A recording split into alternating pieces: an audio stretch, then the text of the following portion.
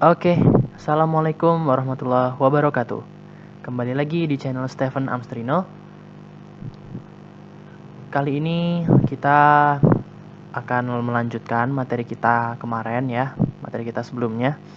Kalau di video-video sebelumnya kita sudah bahas sedikit banyak tentang pengantar akuntansi ya teman-teman. Hal-hal apa aja yang harus kita pahami gitu sebelum kita melakukan praktik dalam menjurnal dan lain-lainnya. Kita udah tahu tentang gambaran umum akuntansi itu apa aja, pengertian akuntansi, isinya apa aja, yang bakal kita pelajarin itu apa aja. Kita udah tahu akun itu apa, jurnal itu apa, udah tahu kalau ledger itu adalah buku besar dan fungsinya untuk apa. Jadi kurang lebih di video kali ini kita akan belajar mengenai tahapan pencatatan ya. Kita akan mencoba latihan menggunakan kasus-kasus yang sederhana untuk memudahkan pemahaman teman-teman. Nah, buat teman-teman yang mungkin pengen tahu video-video kita sebelumnya membahas tentang apa, boleh banget cek ke video sebelumnya. Bagi yang udah penasaran dengan latihan kita, langsung aja kita mulai.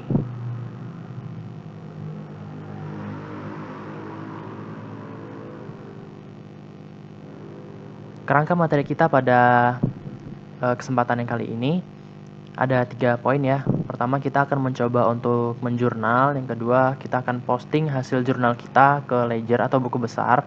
Kemudian kita akan mencoba menyusun raja saldo atau trial balance ya teman-teman. Nah, langsung aja nih kita mulai latihan penjurnalan. Ini contohnya kurang lebih sama seperti di video sebelumnya ya.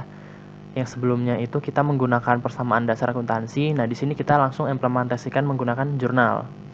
Nah, misalnya pada tanggal 1 Januari, Mr. Stephen menyetorkan modal untuk perusahaan sebesar $5.000. Maka jurnal yang harus kita buat adalah kas pada Mr. Stephen modal sebesar $5.000. Nah, di sini aku tambahkan ya teman-teman terkait standar akunnya. Bagian akun standarnya menggunakan contoh juga di video sebelumnya. Jadi yang namanya menjurnal itu akun-akunnya harus sesuai dengan yang ada di dalam bagian akun gitu. Nah, di sini kan kas ada tuh di akun. Kemudian Mr. Stephen anggaplah Mr. A ya modalnya. Jadi jurnalnya pada tanggal 1 Januari adalah demikian. Next. Pada tanggal 1 Februari 2020, perusahaan membeli peralatan seharga $500 secara tunai. Nah, kita akan menjurnal pada tanggal 1 Februari adalah peralatan pada kas senilai 500. Selanjutnya, pada 29 Februari 2020, perusahaan membeli tanah seharga 3.500 secara kredit. Maka jurnal yang harus kita buat adalah tanah di debit, kemudian utang usaha di kredit sebesar 3.500. Kemudian pada tanggal 25 Maret 2020, perusahaan mendapat pemasukan dari jasa yang diberikan senilai $150 secara tunai. Nah, artinya kas kita mengalami penambahan di bagian debit, kemudian mengalami penambahan juga di bagian pendapatan jasa, yaitu di kredit sebesar 150. Kemudian pada tanggal 15 April 2020, perusahaan membayar biaya listrik senilai $50 secara tunai. Nah, artinya kita membayar listrik ya teman-teman. Nah, berhubung di bagian akun itu tidak ada biaya listrik, maka akan kita masukkan ke dalam akun beban lain-lain. Namun jika di bagian akun nanti misal di soal teman-teman tuh ada beban listrik, maka beban listrik itu yang digunakan. Kalau tidak ada, menggunakan beban lain-lain. Jurnalnya adalah beban lain-lain pada kas senilai 50. Kemudian pada tanggal 1 Juni 2020, perusahaan melunasi utangnya sebesar 50% kepada pemasok. Nah, kalau kita lihat tadi ya di bagian membeli tanah. Nah, di bagian sini kan kita membayar secara kredit tuh, itu masuk ke utang usaha kita. Nah, selanjutnya di sini perusahaan melunasi utang usahanya sebesar 50% kepada pemasok. Pemasok tadi adalah pemasok tanah. Maka dari itu utang usaha kita berkurang setengahnya. Tadi kan 3.500. Setengahnya adalah 1.750. Jurnalnya utang usaha pada kas sebesar 1.750. Kemudian pada tanggal 31 Juni 2020, perusahaan melakukan pinjaman kepada bank untuk menambah sumber daya sebesar $1.000.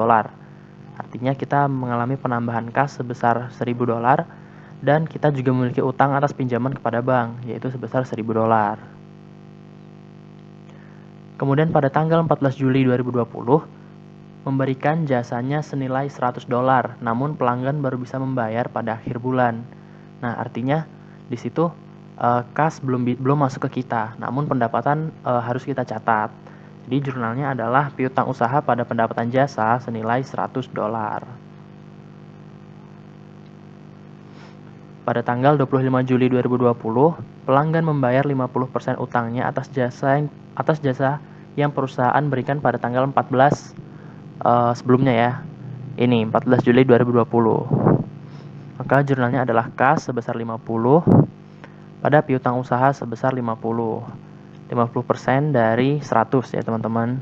Jadi setengahnya adalah 50. Kemudian perusahaan membayar gaji karyawannya sebesar $150 pada tanggal 31 Juli 2020. Nah, kita menggunakan akun beban gaji karena itu pengeluaran yang dimaksudkan untuk gaji ya teman-teman. Pada kas senilai 150.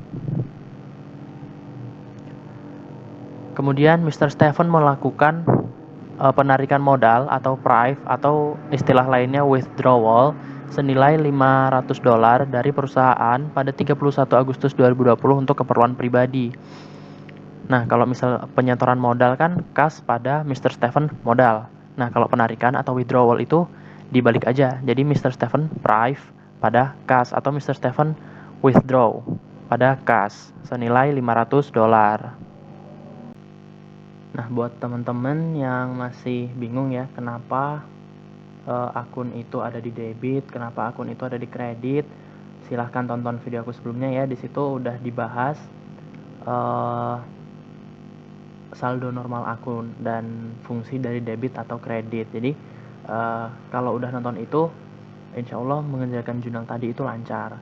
Nah, buat teman-teman yang masih bingung, silahkan tonton video, kalau nggak salah video kedua ya, akun 2 gitu. Coba dicari agar dalam menulis jurnal itu bisa lebih mudah, bisa lebih paham.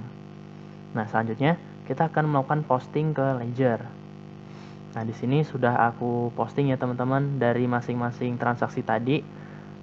Untuk memudahkan, aku menggunakan T-account, buku besarnya menggunakan T-account, dan aku beri keterangan di tanggalnya agar buat cross check teman-teman juga nanti apakah sama atau tidak. Nah, itu di tanggal 1 Januari saldo kas bertambah di debit sebesar 5.000, 1 Februari 500 di kredit. Nah, itu sudah aku coba masukkan dan sudah aku jumlah, totalnya adalah sekian.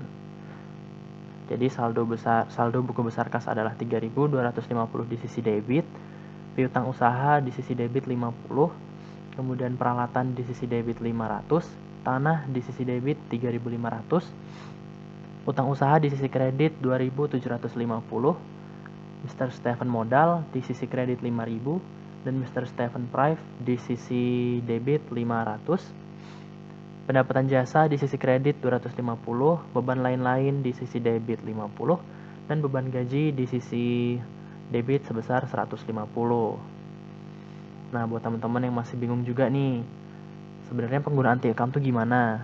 Nah, kalau nggak salah videonya sama dengan video fungsi itu ya, fungsi debit dan kredit, kemudian saldo normalnya di akun 2. Coba teman-teman yang mungkin ketinggalan videonya boleh cek dulu agar dalam melakukan penjurnalan ataupun posting ke Ledger ini bisa lebih mudah dan lebih paham.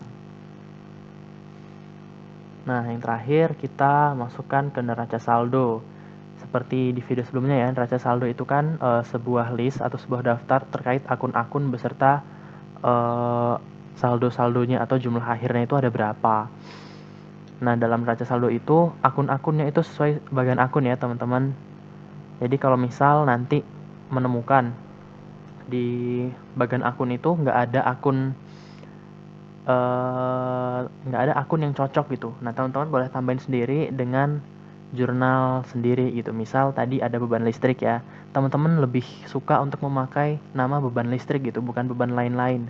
Nah itu bisa banget teman-teman tambahin sendiri beban listrik.